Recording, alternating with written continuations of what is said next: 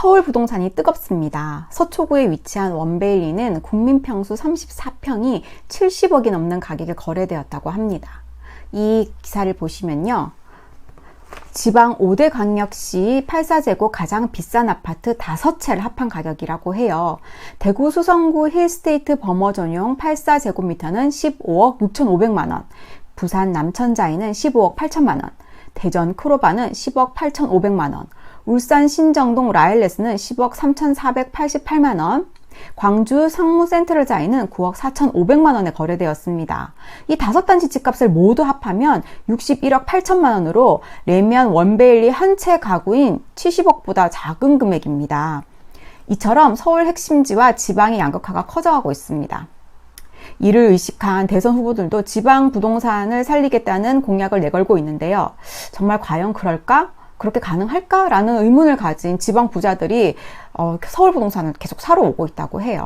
그래서 오늘은요, 내 집은 오르지 않는데 서울 상급지 가격만 오르는 그 이유에 대해서 말씀드리려고 합니다.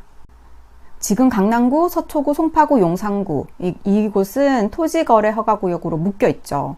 토지거래 허가구역을 매수하려면 무주택자이거나 유주택자여야 합니다. 하지만 유주택자가 매수를 할 땐 대출이 나오지 않거든요. 지금까지 강남 등지의 그런 상급지 가격이 굉장히 많이 올랐잖아요. 그래서 대출을 끼지 않고 그냥 여유자금으로 매수를 한다는 것은 극소수의 현금 부자만 가능하기 때문에 사실은 거의 내 집을 팔고 아니면은 다른 여러 개의 집을 팔고 뭉쳐야만 상급지의 부동산을 매수할 수 있는 상황입니다. 그럼 어떻게 되겠어요? 2급지, 3급지의 가격을 급매로 처분을 해야겠죠.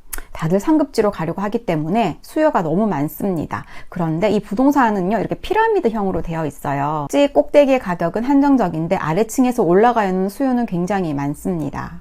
그렇기 때문에 상급지의 가격은 계속 오르고요. 똑같은 비율로 오른다고 해도 상급지의 가격이 훨씬 더 많이 오릅니다. 예를 들어서 하급지 가격이 1억이고 상급지 가격이 5억이라고 해요. 그런데 이제 가격이 상승이 돼서 똑같이 2배가 오른 거예요. 그러면은 1억이 2배가 되면 2억이지만 5억이 2배가 되면 10억이 되잖아요. 그래서 가격이 오르기 전에는 1억과 5억 차이, 즉 4억 차이였는데 가격이 오르고 나니까 이제 10억과 2억, 8억 차이, 이렇게 이 가격이 확 벌어지게 되는 거죠. 그게 지금 상급지의 가격 현상을 얘기해주고 있습니다. 이렇게 상급지의 가격 상승이 빠르다 보니 하급지 부동산을 빨리 매도해서 상급지의 부동산을 사려고 합니다. 경쟁에서 이기기 위해서는 가격을 싸게 내놓는 수밖에 없겠죠. 그래서 하급지에 싼 매물이 계속 출몰하다 보니 상급지의 가격과 하급지의 가격이 점점 벌어지게 됩니다. 두 번째는 부자들의 투자 대체제가 없다는 점입니다. 지난 2020년 문재인 정부에서 아파트 시장을 강력하게 규제를 하다 보니 부자들이 꼬마 빌딩 시장으로 눈을 많이 돌렸어요. 그래서 2021년, 2022년 꼬마 빌딩 시장이 굉장히 화랑이었었습니다. 너도 나도 낡은 건물을 사서 부수고 신축을 지어서 높은 가격에 매도하는 그런 시세 차익 투자가 굉장히 인기였었는데요. 그러다가 너무 많이 짓다 보니 공급이 과다해졌고 고금리가 지속되자 경기는 좋지 않고 자영업자들의 영업이 힘들어지니 공실이 많아졌습니다.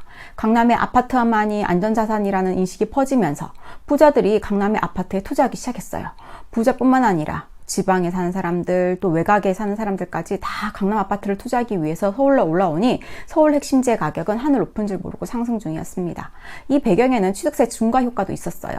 1주택자는 1에서 3%, 2주택자는 8%, 3주택자는 12%까지 부과하다 보니 다주택자들이 투자를 하기가 굉장히 어려운 상황이 된 거죠. 그래서 여러 채보다는 똘똘한 한 채를 가져가는 게 훨씬 더 낫겠다라는 인식이 퍼지게 되었습니다. 뿐만 아니라 취득세 중과 부담까지 있는데 종부세 중과까지 했습니다. 그래서 다주택자들은 주택수를 늘리기가 굉장히 힘든 상황이었었죠.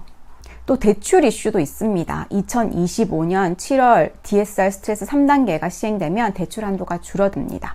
대출 한도가 줄어들기 전에 대출을 받고자 하는 수요도 있었고요. 또 다음 달 대선을 앞두고 있죠. 이렇게 민주당의 승리를 점치는 사람들이 많기 때문에 과거 민주당 집권 시에 부동산 시장이 굉장히 많이 상승을 했습니다. 그래서 아마도 이번에도 많이 상승할 수 있다라고 예상을 하시는 분이 많은 것 같아서 대선 결과가 있기 전에 미리 매수하려는 수요까지 겹친 것 같습니다. 그리고 또한 금리 또한 인하 추세죠.